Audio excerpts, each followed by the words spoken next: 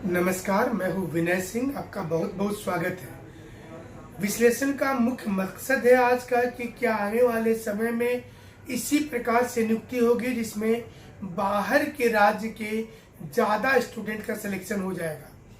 हाल ही में मुख्यमंत्री ने अपने पूरे बयान और भाषण में कहा था कि वो कोने कोने से बुलाकर नौकरी दे रहे हैं, भारत के सभी राज्य के निवासियों को नौकरी दे रहे हैं और इसका अलग अलग मतलब निकाला गया था। लेकिन जो लिस्ट अब सामने आई है ये चौंकाने वाली है। लिस्ट में 28 लोगों में से 18 लोग 20 लोग दूसरे राज्य के हैं। आप अंदाजा कर सकते हैं कि 60-70% स्टूडेंट बाहर के हैं। पहले ये आरोप लग रहा था लेकिन अब ये सच्चाई लग रहा है और ऐसे में सवाल ये उठता है कि क्या इसका नुकसान जेएमएम को होगा और क्या जेएसएससी सीजीएल पर भी इसका असर हो जाएगा। इस पर तो बात करेंगे ही, लेकिन आज मुख्यमंत्री रांची में टाटा स्टील के द्वारा सहयोग से बनाया गया पार्क के अंदर जो बिलियनरी एक्शन था उस पर आज उन्होंने अपना भाषण दिया। उस पूरे प्रोग्राम में आज उन्होंने बताया कि कैसे पुराने समय से थंब इम्प्रेशन जो है, अंगूठे का इम्प्रेशन जो है वो काम कर रहा है और आज भी काम करता रहेगा। कैसे पुरानी व्यवस्था ही बेहतर थी और आज भी वह चलता रहा है।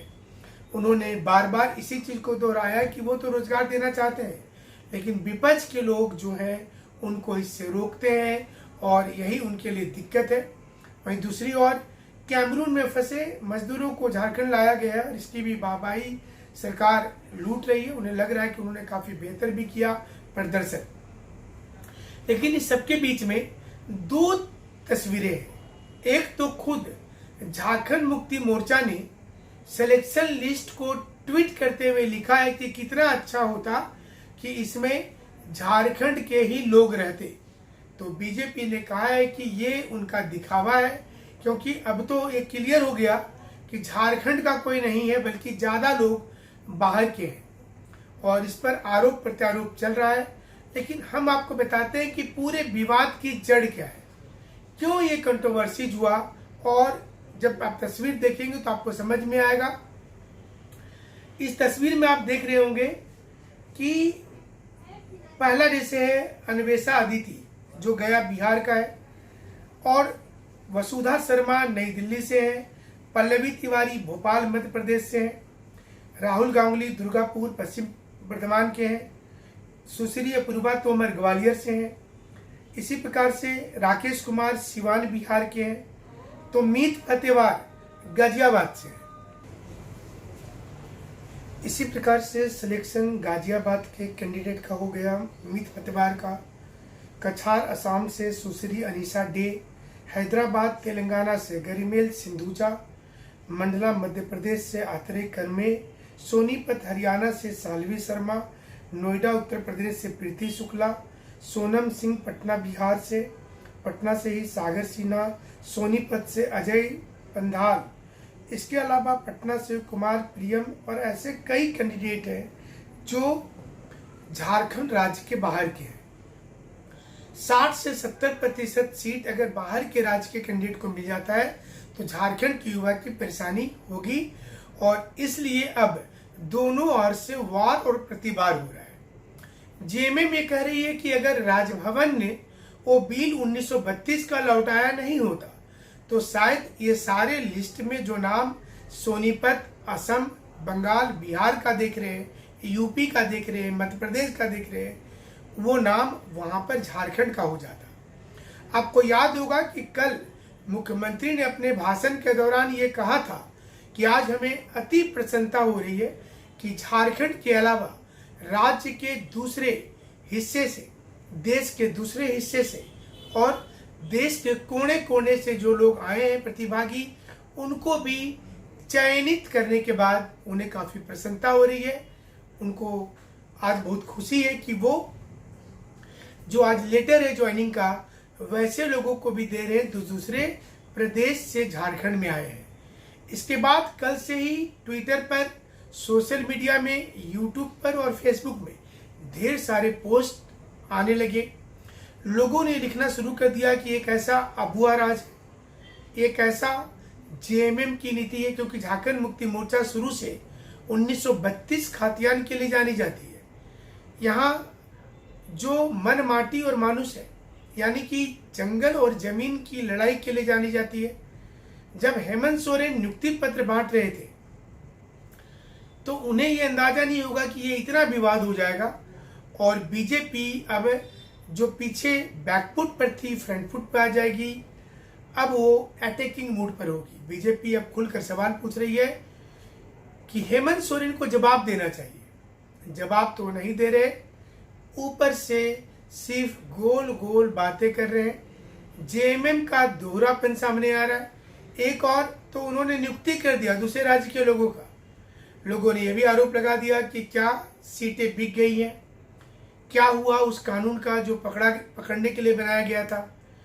क्योंकि जब सीबीआई ने सुप्रीम कोर्ट में चार्जशीट दाखिल किया तो उसमें नीट का पेपर क्लियर कर दिया कि हजारीबाग से ही लीक हुआ था और जिस स्कूल जो एसएस स्कूल है उसमें पीछे का दरवाजा जानबूझकर खोल कर रखा गया ताकि एक व्यक्ति अंदर घुसे, पंकज नाम का, वो बक्सा के नीचे से तोड़कर जो है उससे निकाल ले पेपर और उसके बाद उसको अलग अलग, जिसमें प्रिंसिपल जो शाहनवाज आलम थे वो भी इसमें संलग्न थे और उनकी भूमिका के बाद ही क्वेश्चन पेपर आउट हुआ था। तो ये क्लियर हो चुका है कि हजारीबाग से ही हुआ था। लेकिन सवाल और डर ये नहीं है कि बाहर के लोग इतने आ गए हैं नौकरी में। डर ये है कि जेएसएससी सीजीएल परीक्षा होना है और अगर यही हाल रहा तो जो स्टूडेंट आंदोलन करने से नहीं थक रहे, जो स्टूडेंट दिन रात मेहनत करके तैयारी कर रहे हैं, उनको भारी टेंशन होगा। 60-40 के बदले जब रिजल्ट आउट हुआ, जब नौकरी लोगों को मिलना शुरू हुआ तो 40-60 हो गया, यानी कि 40 झारखंड के हो गए और 60 बाहर के हो गए। पहले 60-40 में 60 झारखंड के थे, 40 बाहर के थे। इसका विरोध हो रहा था कि 60-40 नहीं होना चाहिए, 40 में बाहर के 20 ही होने चाहिए थे। ये आंदोलन हुआ था, आप लोग जरूर देखे होंगे कि इस आंदोलन में युवाओं की महत्वपूर्ण भूमिका रही थी। लेकिन अब 60-40, 40-60 बन गया। बाहर के लोग 60% हो गए, 40% झारखंड के रह गए और इसी का सोशल मीडिया पर वॉर चल रहा है। लोग सरकार से सवाल पूछ रहे हैं कि क्या ऐसा ही होगा। तो ऐसे में किस झारखंड की बात करते हैं, किस नौकरी की बात करते हैं। और जाहिर सी चीज है कि जेएमएम जवाब देने से बचना चाह रही है। उसे लग रहा है कि वो नौकरी नहीं देती है तो फंस जाती है, दे देती है तो बुरी तरह से फंस जाती है। क्योंकि अब नाम सामने आ रहा है, असम से बच्चों को यहाँ नौकरी दिया गया है, सोनीपत हरियाणा के लोगों को नौकरी मिला, बिहार और यूपी के लोगों का तो नौकरी में शुरू से दबदबा रहा ही है। लेकिन अब मध्य प्रदेश के लोग आ रहे हैं, छत्तीसगढ़ के लोग आ रहे हैं, तेलंगाना के लोग नौकरी करने आ रहे हैं, दिल्ली से लोग नौकरी करने आ रहे हैं। आप अंदाजा कर सकते हैं कि झारखंड के युवाओं की मनोस्थिति क्या होगी। अब कुछ लोग बोलते हैं कि विनय सर का तो काम है नेगेटिव न्यूज बता देना, लेकिन नहीं बताएंगे इन चीज़ों को तो आप घर में ऐसे बैठे रहिए, तैयारी करते रहिए, सीट कोई और लेकर के चला जाएगा। तो जरूरी है कि सरकार जब एग्जाम ले तो जरूर सुनिश्चित करे। क्योंकि आपको याद होगा कि जब आंदोलन हो रहा था उस वक्त मिथिलेश कुमार ठाकुर और झारखंड के दूसरे मंत्री तमाम लोगों ने कहा था कि आप देखते जाइए, ये तो 60-40 से बोलने के लिए, हम लोग तो 90-10 करेंगे। झारखंड के लोग 90% होंगे, 10% ही बाहर होगा, 60% से ज़्यादा ही झारखंड के लोग होंगे।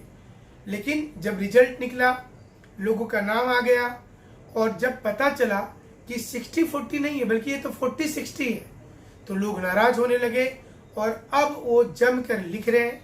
देखना पड़ेगा कि